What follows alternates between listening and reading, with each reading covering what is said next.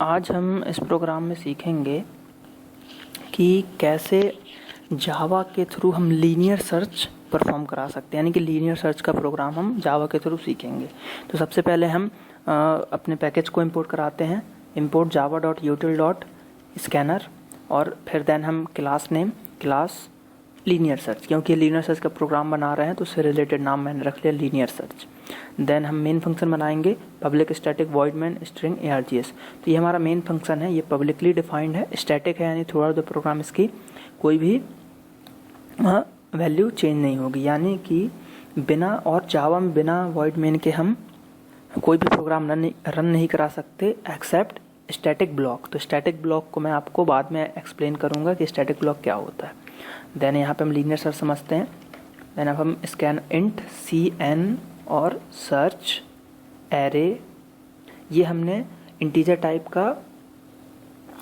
के 4 वेरिएबल हमने डिफाइन कर दिए, जिसमें से एक वेरिएबल एरे टाइप का है। cn सर्च ये नॉर्मल इंटीजर टाइप के वेरिएबल है, और एरे जो है वो हमारा इंटीजर टाइप का वेरिएबल है। देन स्कैनर क्लास का हमने in ऑब्जेक्ट बनाया, जैसे कि पिछले प्रोग्राम में हमने sc बनाया था, और इस प्रोग्राम में हम क्या बना रहे हैं in।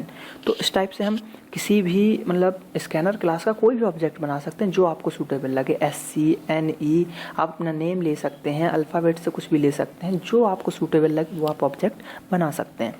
इक्वल टू, अब हम यहाँ पे क्या बनाएंगे इसका, यहाँ पे हम स्कैनर क्लास का कंस्ट्रक्टर डिफाइन करेंगे। तो कंस्ट्रक्टर डिफाइन करने के लिए हमको पहले न्यू कीवर्ड का यूज़ करते हैं। Then scanner system dot in, ये हमने सिस्टम डॉट इन इसलिए दिया इसके आर्गुमेंट में क्योंकि स्कैनर क्लास का यूज़ होता है यूज़र से इनपुट लेने के लिए।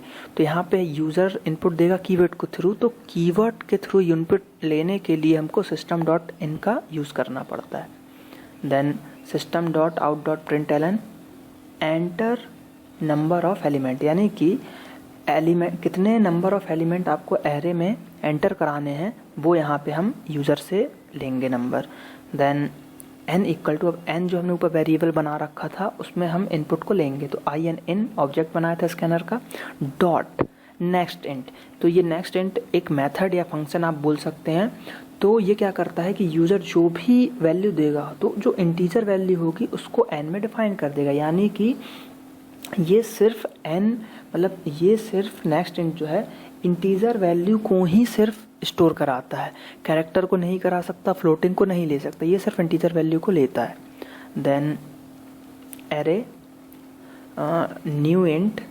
तो अब मैंने यहाँ पे क्या किया, जो पिछले प्रोग्राम जो एलिमेंट को डिलीट करने वाला था प्रोग्राम नंबर 21 जो था मेरा, तो उसमें मैंने क्या किया था कि स्टैटिक एरे बनाया था, अगर आप उस प्रोग्राम को देख चुके हैं तो।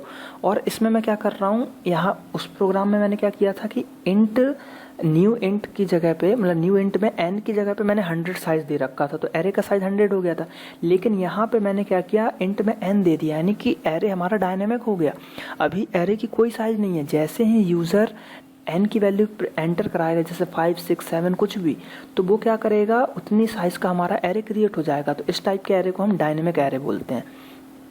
Then system dot out dot println element enter plus n plus integer. तो यहाँ पे क्या हुआ, ये सेम टू सेम पिछले प्रोग्राम की तरह बन गया, क्योंकि अगर आपने पिछला प्रोग्राम मेरा 21 नंबर प्रोग्राम अगर आपने पढ़ा होगा या समझा होगा तो उससे आपको ये प्रोग्राम बहुत ही इजी लगेगा कि सेम पैटर्न पे है, उसमें एरे मैंने अच्छे से डिफाइन किया हुआ है, तो सेम वही पैटर्न चल रहा है। लास्ट में इफ एल्स की जगह कुछ और हम कंडीशन लगाएंगे, सर्चिंग की कंडीशन लगाएंगे, तो इस टाइप से ये प्रोग्राम बहुत ही ईजी हो जाता है। तो यहाँ पे प्लस का जो साइन है वो कॉन्केटिनेशन के लिए लगा हुआ है, एंटर और एन को वो जोड़ देगा इस टाइप से। देन फॉर लूप का यूज़ करेंगे एंड यूज़र से इनपुट लेने के लिए c equal to 0, c less than n, यानी कि 0 से हम जब एरे की हमेशा काउंटिंग 0 से स्टार्ट होती है, जैसे 5 अगर आपने दिया तो वो 0, 1, 2, 3, 4, 5 इस टाइप से 6 तक स्टोर कराएगा, तो इस टाइप से हम लेते हैं। Then array c int next int. तो यहाँ पे क्या किया मैंने, स्कैनर के ऑब्जेक्ट को कॉल कराया in dot next int method का यूज़ किया, जो कि इंटीजर टाइप की वैल्यू को एरे के प्लेस पे स्टोर कराता जाएगा। Then system dot out dot println enter value to find, मतलब अब यहाँ पे हम यूजर से कौन सी वैल्यू ले रहे हैं कि एरे में, मतलब लीनियर सर्च करा रहा है, सर्चिंग का प्रोग्राम है, तो किस वैल्यू को आपको सर्च करना है। देन सर्च जो वेरिएबल बना रखा था मैंने ऊपर, उसमें मैं अब इस वैल्यू को स्टोर करा लूँगा नेक्स्ट इंट मेथड के हेल्प से। अब मैं एक और फॉर लूप लगाऊंगा, c equal to 0, c is less than n और सी प्लस प्लस। देन ये मैंने अब सर्चिंग की कंडीशन चल रही है, यहाँ से सर्चिंग कैसे परफॉर्म कराना है वो मैं यहाँ पे लिख रहा हूँ, तो इस कोड को ध्यान से समझे। इफ़ एरे सी यानी सी की वैल्यू जो भी होगी जब रन करेंगे प्रोग्राम उस समय, इक्वल टू सर्च, यानी कि अब जैसे जो वैल्यू आपको सर्च करनी है, जैसे 1 करना है सर्च, और मान लीजिए पहली ही वैल्यू एरे की 0 स्थान पे, मतलब जो भी वैल्यू रहेगी सर्च की वो अगर इक्वल टू मतलब मैच हो गई, तो यहाँ पे सर्चिंग एलिमेंट इज प्रेजेंट, यानी कि सर्चिंग एलिमेंट है। अगर ये वैल्यू अगर फाइंड हो गई तो system dot out dot println क्या होगा, सर्च प्लस इज अ, मतलब सर्च की पहले वैल्यू, यहाँ पे जो भी सर्च में वैल्यू रहेगी उसकी वैल्यू यहाँ पे वो प्रिंट कराएगा। Then plus is present at location plus c plus 1, यानी कि जिस लोकेशन पे रहेगा उस लोकेशन पे हम प्रिंट करा देंगे। और अब यहाँ पे ब्रेक, जैसे अगर सर्च की कंडीशन सॉल्व हो गई हमारे, अब जैसे मान लीजिए मैं आपको एग्जांपल लेकर समझाता हूँ कि जैसे 5 एलिमेंट मैंने एंटर कराए, 10, 11, 12, 13, 14, ये 5 एलिमेंट एंटर करा दिए।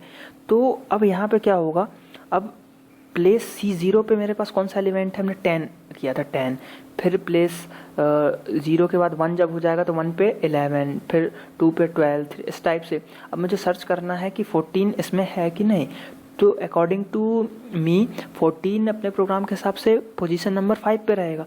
तो यहाँ पे क्या होगा, जब C की वैल्यू 0 होगी, search equal to not found, फिर वो यहाँ से घूम जाएगा, और फिर C की वैल्यू 2 होगी, फिर नॉट फाउंड 3, 4, जब 5th नंबर पे आएगी C की वैल्यू जब यहाँ पे हो जाएगी कितनी 4, तो हमारे एरे के 4th प्लेस पे क्या रहेगा हमारे पास 14, और सर्च की वैल्यू भी मैंने कितनी दे रखी 14, तो 14 इक्वल टू 14 सर्च फाउंड आ जाएगा हमारा।